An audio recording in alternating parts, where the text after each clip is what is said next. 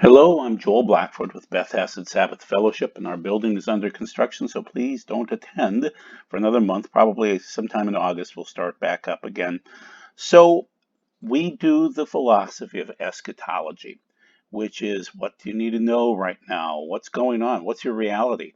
Um, why were you born for such a time as this? So, it's the philosophy of eschatos, the study of the end times.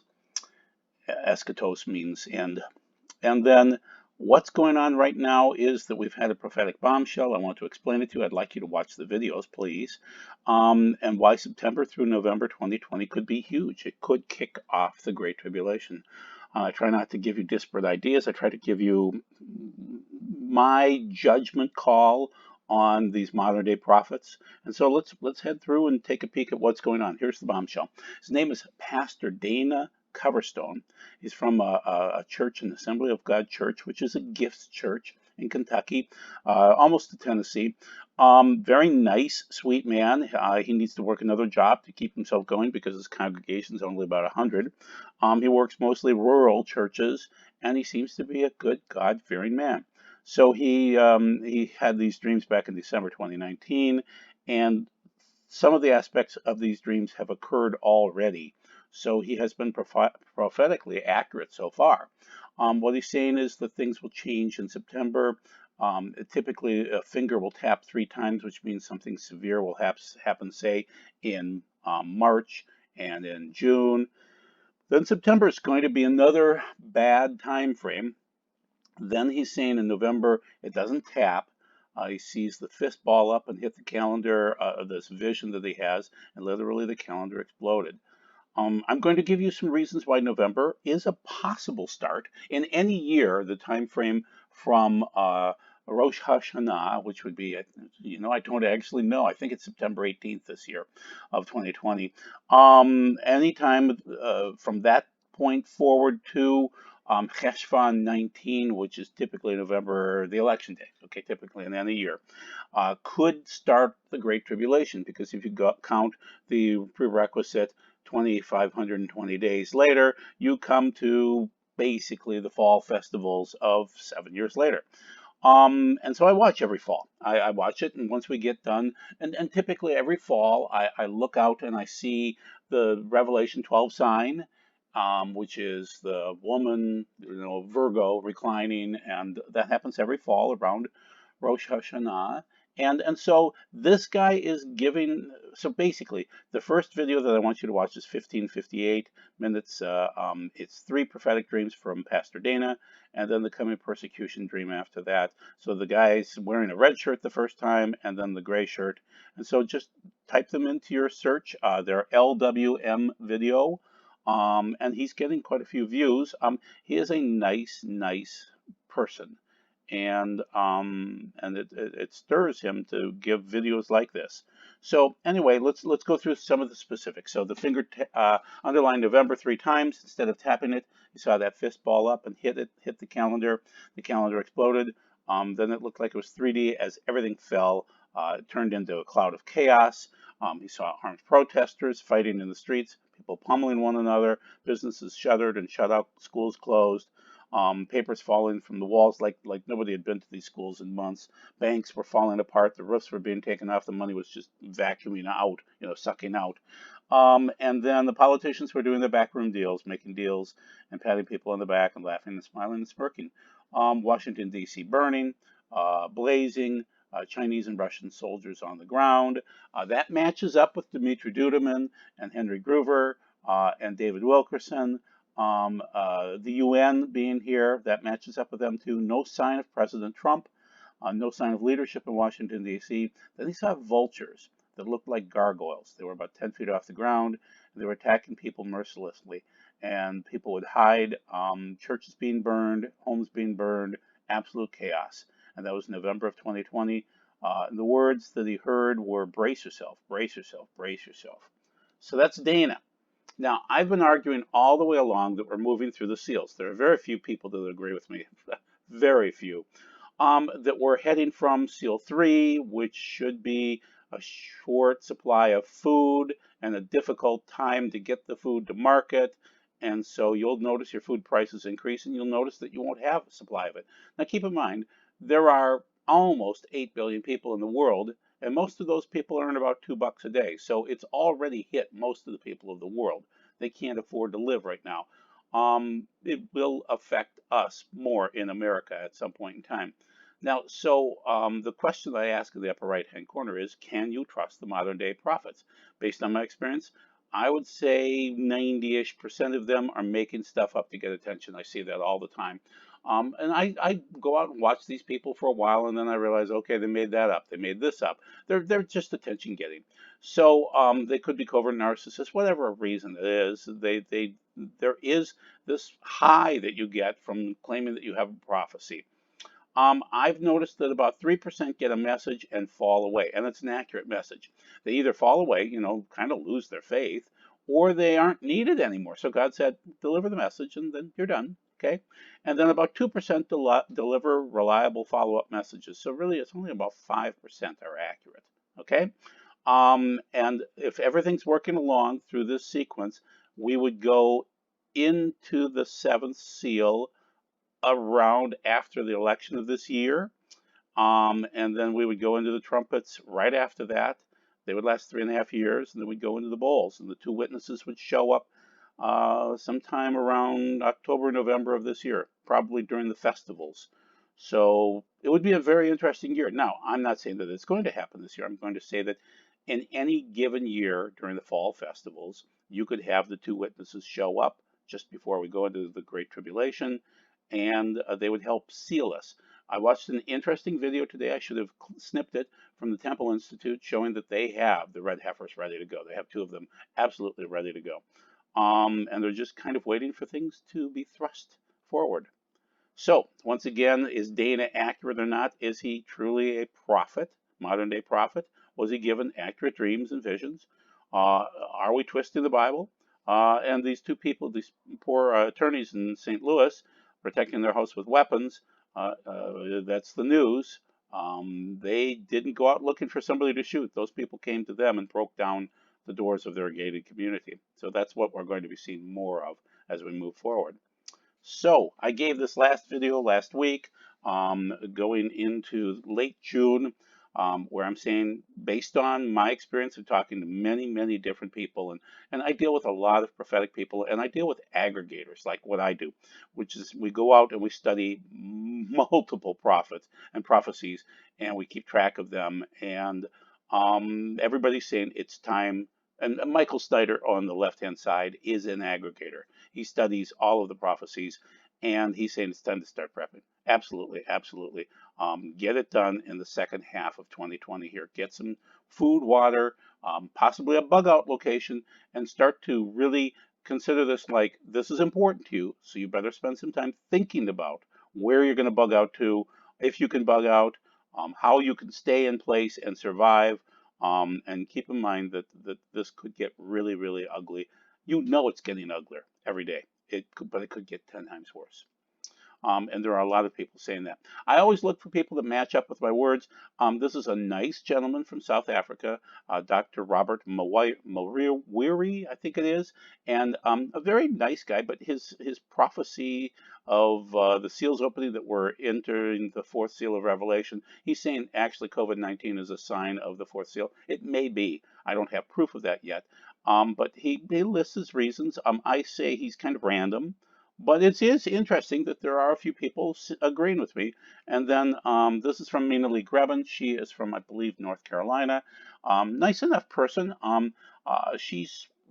She believes what she believes, and she runs a ministry. She's pre-trib rapture, which is different than me. This is her statement on the right-hand side here, talking about her ministry, which is Faithful Walk Healing Ministries. And she does a lot of helpful things for people in underprivileged areas. So she does a wonderful job that way. So she is saying on the left-hand side here that she saw the scroll with the seven seals. The first three seals were already broken. That makes sense. That is where I think we are. And so I give you the dates on when those things should have broken, and we'll talk about that later on. And then she's talking about Jared Kushner and the Pope, and I believe the Pope is the false prophet.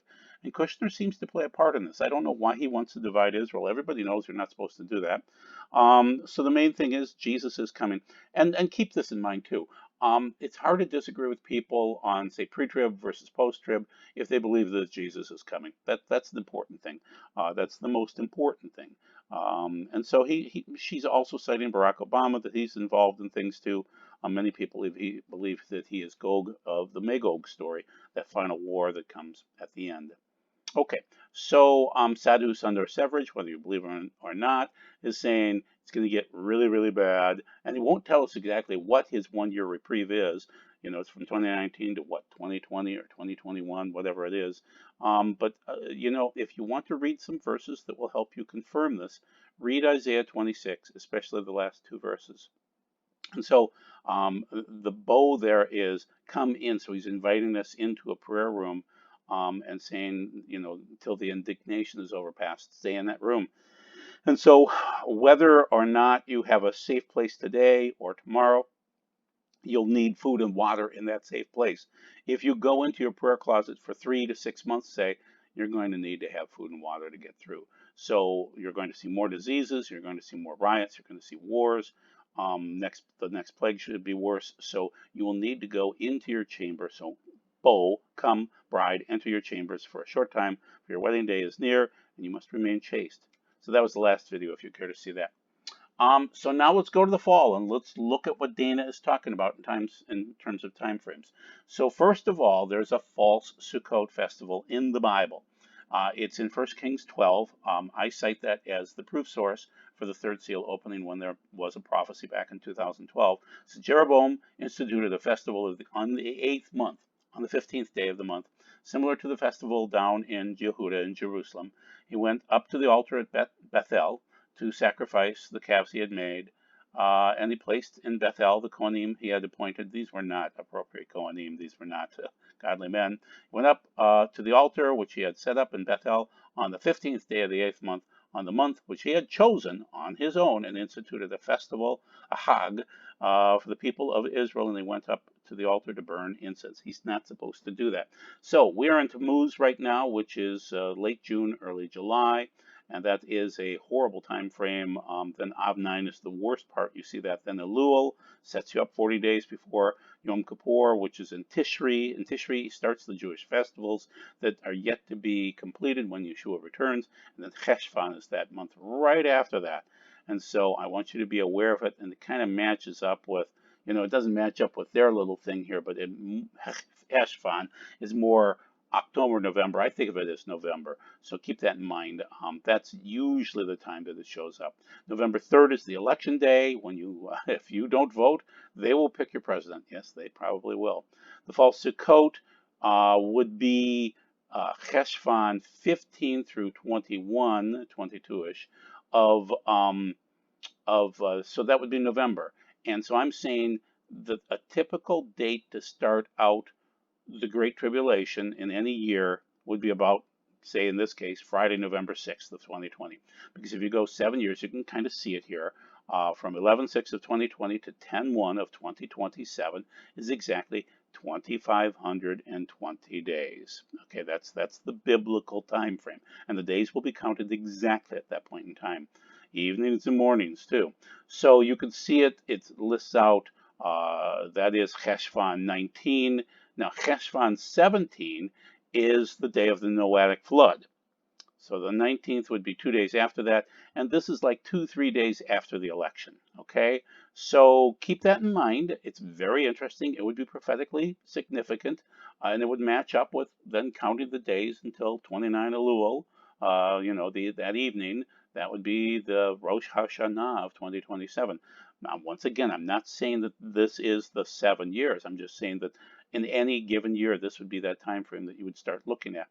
And this year seems to be bizarre, people, and Dana's prophecy seems to relate to that. Okay, so this is weird. I didn't even want to do this. I didn't want to add this because I know nothing about this. I have not studied astrology or astronomy much at all over the years. But keep in mind that every fall, as I mentioned, on Rosh Hashanah, we see the Revelation 12 sign every single year, people. And so God wrote astrology, we'll call it, into the Bible. When you have the woman, Virgo, reclining on Rosh Hashanah. Every fall, we see it. So Ben Davidson runs Suspicious Observers, and he's saying Uranus is entering Taurus. Interesting. So let's look at it. Ben is saying, and this is cryptic. This is Ben. Uranus is entering Taurus. The last time it happened was 1934 through 41. So the height of the Great Depression, entering into World War II. The time before that was 1850 to 1859-ish, right in that range, and that was just before the Civil War and when things were really getting heated. The time before that was during the economic crises of Europe, 1766 to 1773. Then the French Indian War and the Revolutionary War came right after that, just a few years. And then before that, 1682, 1689, when you had lots of wars and famines and diseases. And India had problems too. It's every 84 years, okay? And so he's saying every 84 years you see divisive race conflict in an election, viruses, social restrictions, the economy, and he's talking about the theater of the gods. Then he says, yes, and the magnetic field of the earth is thinning, and that the sun could kick off a warning. So he's watching those things as the other things are occurring every 84 years. So just keep in mind that we're in that time frame. It started in 2019, and so it is appropriate that it would occur during this time frame every 84 years. So once again, this is from astrology.com. I'm sorry that I'm citing it, but I had to because Ben brought it up. Uranus takes about 84 years to circle the sun, which means that it takes, then it stays in that position for about 7 years. 7 is an important number in Revelation and in numerology. And so basically it's a time of upheaval and dynamic transformation. So they cite again, Uranus was in Taurus from 1934 to 1941, which is the height of the Great Depression, just after the Wall Street crash. But it really didn't hit the peak until 1934, and then it brought it up to World War II. So this is from, again, astrology.com. I'm sorry that I cited it. So the seals are important. It's important to realize that seal 1 seems to be Western civilization destroying itself, and we're doing a fine job of that. Seal 2 is east of Jerusalem, which is Bush's war, their oil wars. Seal 3 is famine, and basically it's judgment coming, but you're going to notice food prices. And it's going to be the poor people that notice it the most. It's not the wealthy people. They are going to be able to eat quite well, actually. They'll have wine and oil. We will barely get by on our bread, basically, on barley and wheat. So remember the directions. They are based in Zechariah 6, but 1 talks about them too. And so keep in mind the directions are important.